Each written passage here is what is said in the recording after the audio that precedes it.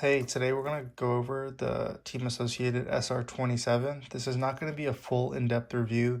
It's going to be more just a review based on how it performs on the track, as well as some general thoughts and where I think this could fit into local Mini-Z club racing and 128th, 127th scale club racing. So yeah, let's get into it. So inside, they sell different versions. But inside, this is what you get. It's a nice kind of molded case. You can store everything safely. So this car is not brand new. It's been used quite a bit. This car is actually from another racer, James, who's with the MTRC Raceway. So he was kind enough to give me the car as a loaner, so I could play with it, kind of get see what it's all about, because he has a lot of good things to say, and I wanted to see for myself. So yeah, so I'll go ahead and take. Okay, now that we got the body off, wanted to check it out. It looks very, very similar to, the Kyosho. One thing I really like is the battery doors open from the bottom. It's actually a lot easier to put the batteries in and out. Another notable feature is this T-plate. All the Kyosho and PNT plates can be used interchangeably here, so that's a really nice feature. And then the on-off switch is located in the corner over here. Makes things easy and accessible. So put that clip back on. Boom, boom. Other than that, the one other notable feature is that this car has a servo in it compared to the Kyosho. It uses that tiny motor. However, if you think about it, how a servo works is there's a tiny motor inside of a box which spins the gears depending on the input you give it in the radio. So this isn't. So the Kyosho is basically has like a open servo in it, if you will, versus this is just fully enclosed. I'm not sure if that's the reason, but when I drive this, I feel that the steering is way more true compared to the Kyosho.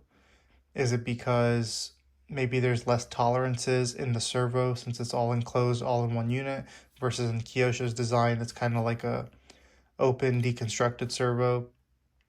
So I don't know if that's what's contributing to the difference I'm feeling. But anyways, that's kind of all there is to say about this. Kind of touch up on the radio. This radio, I actually like it better than the Kyosho radio. It's a little, feels a little heavier, and then the wheel has a lot stiffer of a spring, in my opinion, compared to the Kyosho. And the same thing with the throttle. I just feel like it's this little stiffer, so it allows you to just really have a better control. And yeah, you do get little, kind of like a training mode, 50%, 75%, 100% throttle limits. And you get some dual rate, and then your steering trim. And then it has an extra channel. I'm assuming this one is for lights or something, like a third channel, which that's pretty neat. And yeah, so that's it. Let's take this over to the track and let's go have some fun and see who's there, and let's see what they think of the SR27 by Team Associated. All right, so this is the entrance you want to come to, but just double check that you're at the right one, and I'll put a overlay right now, Google Maps. So see, that's where you want to come in.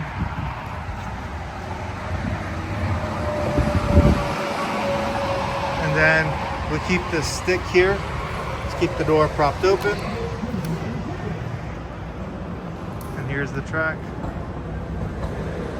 They got go-karts going around. It's about to get noisy. Nice little track setup. They got the TV with the live RC.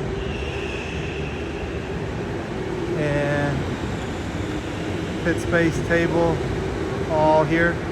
You don't got to bring too much. There is a bar and a restaurant, restrooms, everything here, guys.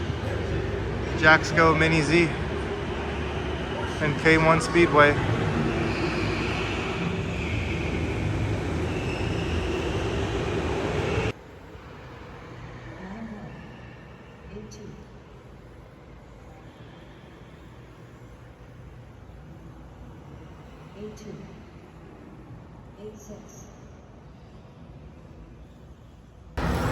9.5. All right, we're over here at Jax Go Mini-Z track.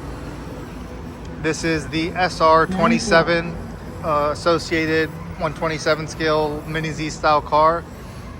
Right now, we got Kevin behind the wheel. This car is actually a loaner from James.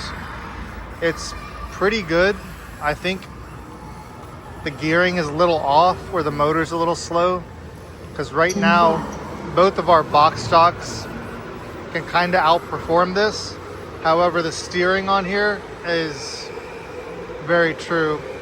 Well, they just started racing the go-karts, so let me go ahead and tune out, because the audio is going to get really crappy. It already is. All right, so getting some more laps in with the SR27. Giving it to Tencho, he's getting some laps. Yeah, one thing we're all saying is how we love the radio way better. Just the steering, maybe it's the spring rate, same thing with the throttle. It feels better. But I'm telling you, man, this with an X speed, I think would be perfect. 10.7. And like whatever T-plate we need, it's very planted. Yeah, that's what's on there right now. Looks like a McLaren or something. All right, other cars on the track. It's time for me to get my car and get some laps.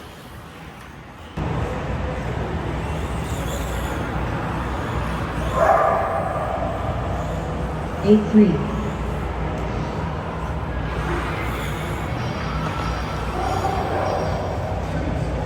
7-9.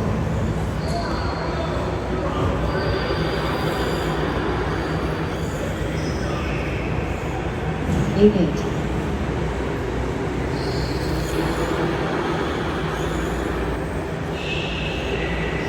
7-7.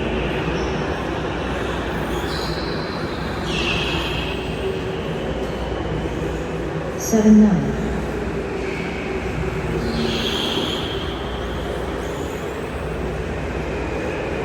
8-2.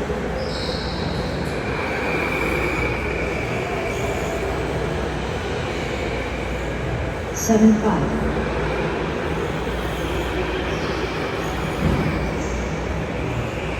7-4.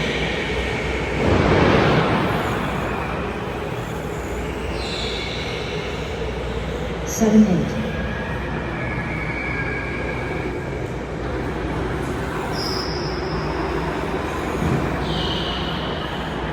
10-3.